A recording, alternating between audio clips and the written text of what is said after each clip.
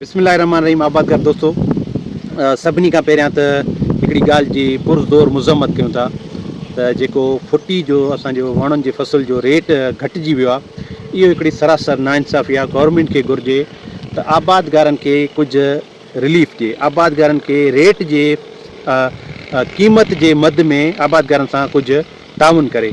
छाकाणि त ॾिसो, असांजा वाटर शार्टेज या ॿिया क्राइसिस हुअण जे करे, मौसमियात जी तब्दीली या बीमारियुनि जे करे असांजा आबादगार वणनि जे फसलुनि मां बेज़ार थी विया आहिनि। जेकॾहिं हिकिड़े अंदाज़े मुताबिक़ 40 खां 50% असांजो जेकॾहिं फ़सुलु वणनि जो सिंध में या ओवरऑल पाकिस्तान में घटि पोखियो वियो आहे। ऐं जेकॾहिं मौसम जे करे, मौसमियाती जी तब्दीली जे करे या मानसून जी बारिशनि जे करे पैदावार घटि थी अचे ऐं आबादगारनि खे रेट सही नथो मिले, त आबादगारनि जी चेल चिॿी थी वेंदी ऐं आबादगारनि जे लाइ हिकिड़ो वॾो नुक़सान वारी ॻाल्हि आहे।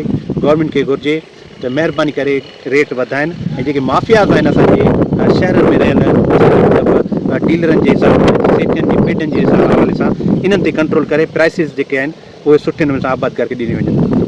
ॿी ॻाल्हि त असां इहा कंदासीं त जॾहिं सारी जो फ़सुलु असां पोखींदा आहियूं त इनिशियल डोज़ में जेके बि असांजा मतिलबु जेकॾहिं असां सीरियल चऊं या फोटोग्राफ आहिनि या मतिलबु असांजा जेके आहिनि फाइबर क्राफ्स आहिनि, इन्हनि खे असां छा कंदा आहियूं त असां उन्हनि खे इनिशियल डोज़ में DAP फास्फोरस तमामु घणो ॾींदा आहियूं। छाकाणि असांजे ॿनियुनि में DAP जी तमामु घणी शार्टेज आहे ऐं DAP असां वटि कास्टली बि इन जे लाइ, छाकाणि त जेके शयूं असां वटि ॿाहिरि खां इम्पोर्ट थींदियूं आहिनि न, उहे उन्हनि जी लाज़मी ॻाल्हि आहे, उन्हनि जा रेट वधंदा आहिनि। पर हीअ जेके रेट आहिनि असां वटि उहे तमामु हाई लेवल जा आहिनि। DAP आहे, यूरिया आहे, पोटाश आहे या सल्फर आहे या ज़िंक आहे, जेके बि शयूं आहिनि उन सां गॾु अधु यूरिया, पोइ तव्हां यूरिया खे डिस्ट्रीब्यूट करे छॾियो न। मतिलबु जीअं मतिलबु 15-20 ॾींहंनि खां पोइ जो अधु बोरी यूरिया ॾियो या बोरी ॾियो या महीने जे अंदरि जो, इन हिसाब सां ॾियो। ज़िंक बि तव्हां शुरूआति में लाज़मी ॾींदा कयो।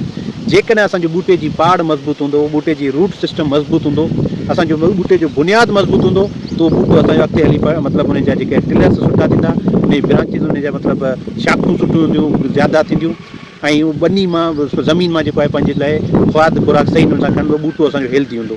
जेकॾहिं असांजी शुरूआति जेकॾहिं सही नथी थिए, मिसाल शुरूआति में असांजो ॿूटो कमज़ोर थो थिए, उनजी रूट सिस्टम कमज़ोर थी थिए, उन जा जेके आहिनि टिलर्स घटि था ठहनि, लाज़मी टिलर्स असांजा घटि थींदा त असांजा संघ घटि थींदा। हर मतिलबु प्रोडक्टिव जेके टिलर्स हूंदा आहिनि, उन हर टिलर मां असां जेको आहे हर संघ पैदा थींदो आहे।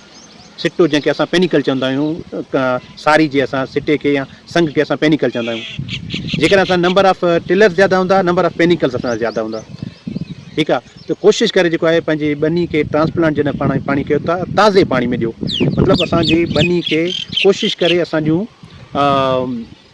जेको आहे कैनाल वाटर ॾियूं, ताज़ो पाणी ॾियूं, उन में असां DAP ॾियूं। पोइ असां जेको आहे ट्रांसप्लांट कंदासीं त इनशा ताला असांजो फ़सुलु सुठो थींदो। ऐं कोशिशि करे तव्हां इहा मतिलबु पंहिंजे ॿनी में कयो त ॿनी असांजी पाणी खणे थी या कोन थी खणे। ठीकु आहे, ॿनी में जेकॾहिं असांजी पाणी खणण जी सघ हूंदी ऐं उनखे रेगुलर या मतिलबु उनखे हफ़्ते ते ॾियूं या 15 ते ॾियूं पाणी ॾियूं, त असांजो ताज़ो फ्रेश पाणी अचे। उहो पाणी छा कंदो, जेकॾहिं फ्रेश पाणी हूंदो, मिसाल जेकॾहिं ॿनी खे पाणी खणण जी सघ हूंदी, त असांजो जेको आहे रेनफॉल जो जेको मींहं जो पाणी आहे, उहो जेकॾहिं मिसाल ड्रेन आउट करे वेंदासीं ऐं ताज़ो पाणी ॾींदासीं, त वरी असांजे ॿूटे में जान अची वेंदी। सो इहा गुज़ारिश हुई। ऐं बाक़ी ॿनी जी लेज़र लैंड लेवलिंग जेका आहे, तव्हां लेज़र ज़रूरु कराईंदा कयो। ॿनी जी जेका छा चवंदा आहिनि, लेवल ज़रूरु कराईंदा कयो। ऐं आवाज़ काफ़ी राब्तो बि कंदा आहिनि लेज़र लैंड लेवलर जे लाइ, मतिलबु इन हर जे लाइ जेकॾहिं तव्हांखे असांजी ज़रूरत आहे, असां अवेलेबल आहियूं ऐं असांखे तव्हांखे टंडो ॼाम सुठी क्वालिटी में लेज़र लैंड लेवलर जा जेके आहिनि हर वग़ैरह वठाए ॾींदासीं। तव्हां सभिनी जी वॾी महिरबानी। वीडियो पसंदि अचे त लाइक एंड शेयर ज़रूरु कजो ऐं तव्हांजे जेके सुवाल हुजनि या तव्हांजे जेके कमेंट्स हुजनि, इहे असांखे ज़रूरु